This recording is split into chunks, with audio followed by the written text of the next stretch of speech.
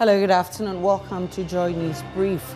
And it's on your election headquarters. We're coming to you live from our DSTV channel 421, GoTV channel 125, and all our social media handles at Joy News on TV. My personal handle is at Denana Aisha.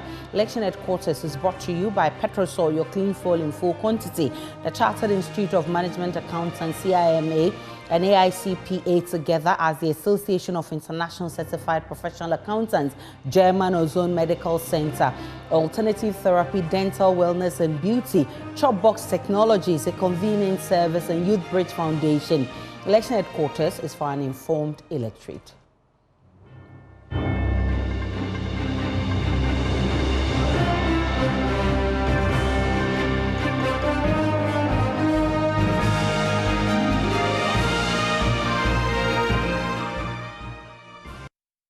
Founder and leader for the Movement for Change, Kyerematen, has pledged to comprehensively deal with government expenditure and create an environment that will foster a stable currency and drive low inflation. These are contained in his Great Transformation Agenda, which he launched on Monday. His agenda thrives on 6 clusters: the economy, governance, infrastructure, social services, environment, science, technology, and innovation, and natural resources. And he says it's also behavioral and mindset change.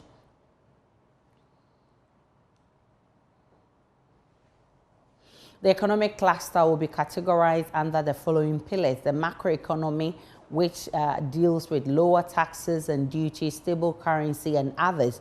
Then industrial transformation, which will deal with boosting local production and also others. And then the governance cluster, he says, will be categorized under the following pillars: public sector reforms, appointing not more than 40 ministers, abolishing the Council of State, and many others under that cluster. The infrastructure cluster, he says, will be categorized under public housing, and which will focus on reducing public housing deficit. The social services cluster will be categorized under education, and under education, it seeks to expand STEM school infrastructure. And then environment, science, technology, and innovation, natural resources, it seeks to improve on science, technology, and innovation, establish Eastern region as a science, research, and innovation hub for West Africa. Then he talks about behavioral and mindset change, and that will have under it respect for rule of law and others, he says, will help in transforming the country.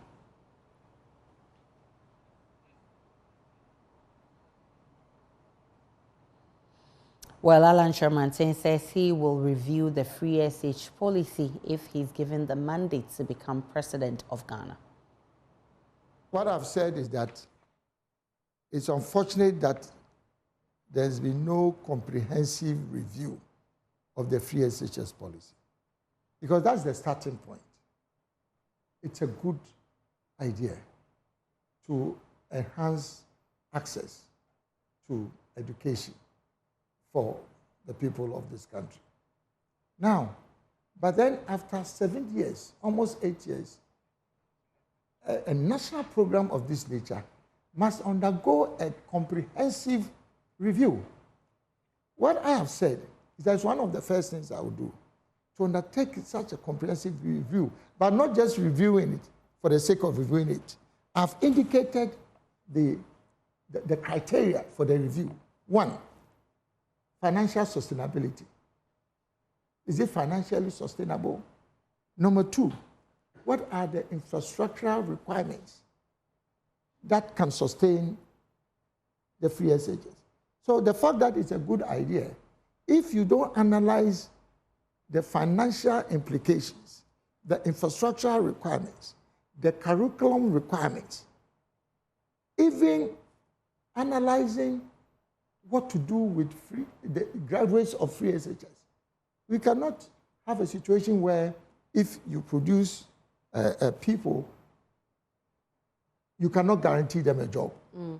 There's currently a bill in Parliament seeking to bind successive governments to not to scrap the free SHS. What's your stance on this bill? My stand is that let us, as a country, undertake this comprehensive review.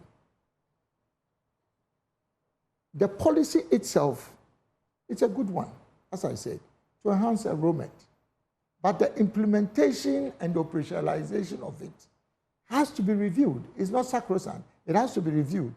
When it is reviewed, then we are in a position to take a decision on reorienting it, re-engineering it, recalibrating it. Now, I haven't studied the elements of what has gone to Parliament. But if you ask my own personal opinion, I would say that there is no need for legislation now. Let us undertake a comprehensive review and then make sure that if we are going to retain it, this is the framework now for operationalizing it. At that point in time, then it will make sense for us now to have Parliament legislate on that. Because at that point, we have had more or less a very comprehensive look at the program. And then we can, as a people, decide that now that we know how to operationalize it, we can then legislate on it so that it becomes basically a permanent feature. Kyerematen has also been hitting hard on the New Patriotic Party and the National Democratic Congress for their inability to keep the lights on. He says his government will dwell massively on the private sector to keep the country out of darkness. Private sector. So you will privatize ECG, for instance? To the extent that you bring in not just power generation, because now we have private sector participation in terms of generation. You know, we have independent power producers. But in terms of transmission, in terms of distribution, which is where ECG comes in, the transmission is GridCo and NetCo. Government does not even have the money to maintain our transmission infrastructure. And you are sitting on it. And that's where if you have transmission losses, it's because these are transmission infrastructure. Do you know when they were built? So many years ago. Not just the transformers, but the main transmission infrastructure. Why do you want to still keep your hold over that when you don't have the money to bring in new technology, new transmission infrastructure? So you continue to have transmission losses. And you continue, if you have transmission losses, then you cannot keep your lights on. Also, if you can't run your economy properly, then you don't have the revenue to buy fuel to fire your thermal plants. This is what is happening. It's not just the fact that we are not investing in our transmission infrastructure or even building new, I would say, energy generation sources. No. Even the money to buy fuel or gas to fire our existing thermal is a major problem. It's a major problem because now we have a depreciating currency. If you have to import crude, and in some cases even gas to fire your thermal, and you have a depreciating currency, it means that you need more money now. Yep. So it is a cul-de-sac. Well, Kyerematen says that the delay in announcing the manifestos of the NDC and the NPP is problematic, considering they've been around for long and already know the challenges of the people. He says they must not be taken seriously. Listen. Just speaking to Ghanaians, the two parties, NDC and NPP, they've had the privilege to run this country for the last 32 years. Both of them, they can't keep the lights on. So you will keep the lights on? And I have told you how to keep the lights on. By bringing in the private sector. But look, You have two dominant parties that have been in power for 32 years. You are going into an election in December. You can't even produce your not even a plan, even the manifesto, just manifesto promises. Just making promises. You can't even do that. Why is it that I have come in new and I have produced the most comprehensive policy blueprint? Well, we'll wait to see this, then we can make a proper comparative analysis. You have read it. Okay, when are they going to be? Well, I've been joined by a political marketing strategist at the University of Ghana Business School, Professor Kyerematen, for a conversation on the delay of this important document. Prof, what does a delay in announcing this important document mean to the fortunes of these political parties? Thank you, Aisha. Thanks for having me. I think that, firstly, let's say that, yes, if you actually look at what Alan Kyerematen was talking about, and the fact that the document that they have prepared and submitted, clearly you would ask yourself, what are the rest doing? So certainly I agree with him on that. However, if you look at the trends, I think that the political parties usually have actually come out with their manifestos somewhere around September, August, August, September, thereabout. And so per the trends, you would say that they always come around the normative period to the elections. Usually we have about 3-month window, although it's not legislated. But it's a normative, one that is about 3 months, around that time, to election, and that's what normally they bring their manifestos. But clearly, he's throwing out the challenge, and I think I agree with him, having said that. They've been in government for so many years. They've been running this country for so many years. It shouldn't actually take them long to actually, come out with a certain, policy document that we all can actually assess, and then perhaps, evaluate them on getting into the elections. Well, one issue that has come up is the fact that these political parties do not actually follow the promises they make in the manifesto. Is it actually an important document, as we all, if you want to look at it from this angle?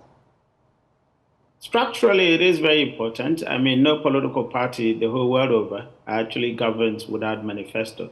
That's the basis where we can actually measure you, with what you have said in the past, all the promises you give, and then say that, yes, you have delivered or not. So that is very crucial in a document. However, the limitations are that most of the time they are just mere rhetorics and mere promises. They are not extensive enough. And I think that, to be honest, I loved the presentation that Alan was actually showing, which you were showing right now, the kind of detail in terms of, the guidelines that they actually put. Most of the time, the manifestos have been plain, rhetoric. We do not get extensive plan as to how they're going to achieve it. They don't even cost their manifestos, i.e., if you say that you're building roads from here and there, how much it's going to cost you. Free SHS, we never got to know how much it was going to cost us, and I don't think that the government itself knew how much it was going to cost them. So we need perhaps to change the status quo. The political parties need to change the way they address us in terms of just giving us blanket statement about we'll do that, but then present a much more detailed, plan for us to be able to tell them whether they can do it or they can't do it. I think we have to change course, as it's been said. In this regard, the electorate must have the power to do so, right? How then do we hold them accountable and ask for a comprehensive document called Manifesto, and which the political parties will definitely go according to their manifestos? Well, we would say that thank God of social media, we now have been holding the politicians to account. In the past, when it was only traditional media, they would say everything else on TV, radio. We couldn't actually have access to them, archive them, and be able to tell them that you have done it or not. Now, in recent times, because of the emergence of social media, we have these archives that we can lay claim to, and we can challenge them by what they have done, what they haven't done. I think the political parties must now see that as a new dynamic way of doing things, because now we're not going to allow you to say whatever you say. and then in future you don't deliver it and then you go scot-free. A lot of them are now struggling because they have said so many things and they haven't done that. Now it is a wake-up call to them to say that yes, indeed, people are now demanding more accountability, more measurability, for example. So you need to give us more than what your rhetorics that you've been giving us in the past. Right. Professor Kobi Mensah, I'm grateful for your time. He's a political marketing strategist with the University of Ghana Business School. And he says that the manifesto is a very important document, but the politician must make it a point to go by their promises in that manifesto. We'll definitely be checking this with the political parties as we wait for the two major political parties to bring their manifestos out. Let's take a break on Election Brief. We'll be back with more.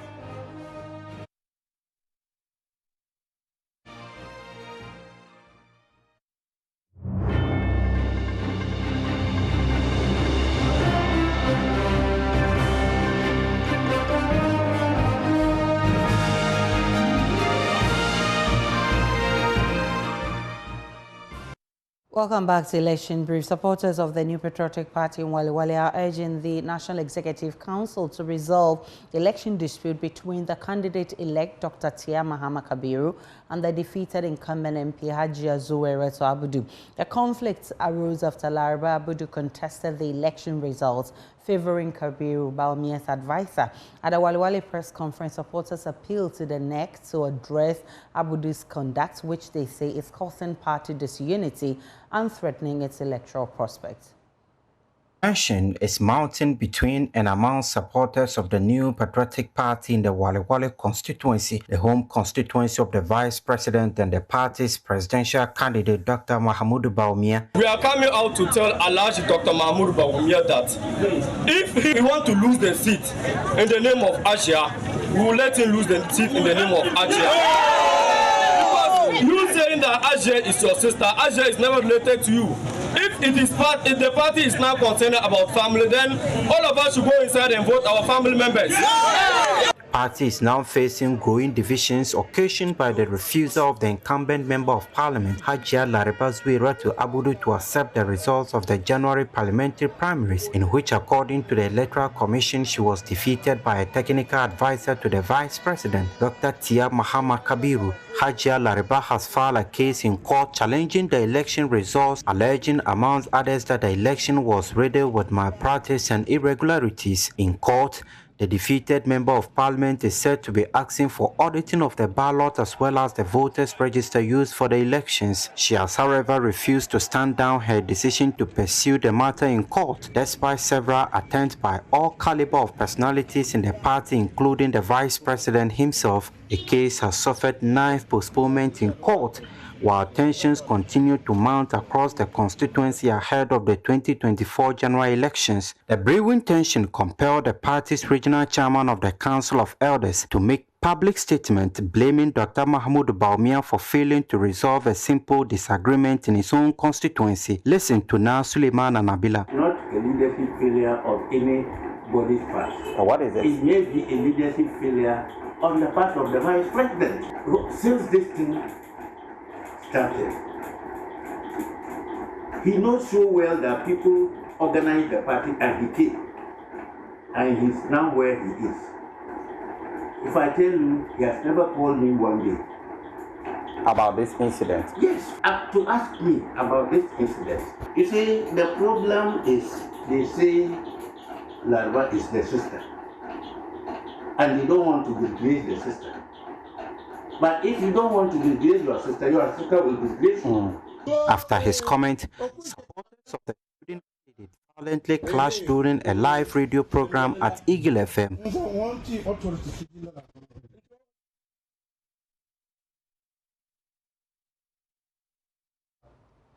Meanwhile, the Tamale High Court has placed an injunction on Dr. Mahamudu Kabiru, restraining him from holding himself as the elected parliamentary candidate of the NPP for Waliwali constituency in the Northeast region. The ruling, delivered on Monday, June 24, by Justice Richard Kujapao follows a challenge to the election results by the incumbent MP Hajia Zuwairatu, who is hoping to lead the party in that constituency again. In the disputed January parliamentary primaries, Dr. Kabiru, who works as Vice Presidential Special Advisor, garnered 345 votes, whilst Hajia Zuwaira got 338 votes. Resolution talks between both parties broke down, forcing Hajia Lariba to resort to the court. Dr. Kabiru, in an earlier interview, says the decision will affect his campaign in the constituency. Listen. The High Court has spoken based on the facts as presented to them by the plaintiff. We've also submitted our defense as the first defendant in this matter.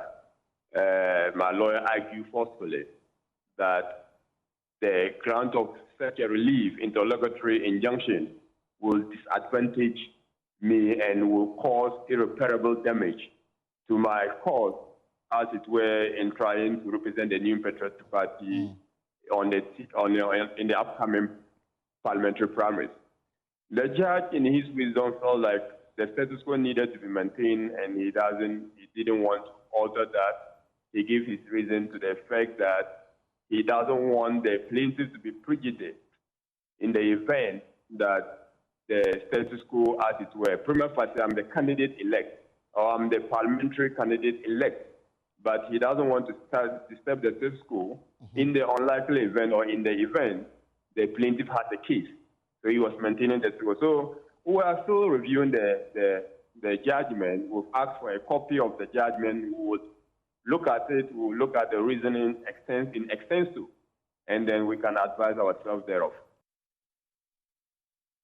And this is your election brief. It's on your election headquarters. Election headquarters is for an informed electorate. For more of the news, log on to myjournline.com and you'll get more of the news and updates of all the developing stories. Over there, you see BOJ Refuge reports it lost $8 billion through remittances. And Ablakwa versus Reverend Hussein Boateng, MP's lawyers object to newly constituted panel on grounds of bias. My name is Aisha Ibrahim. Do enjoy the rest of our programs.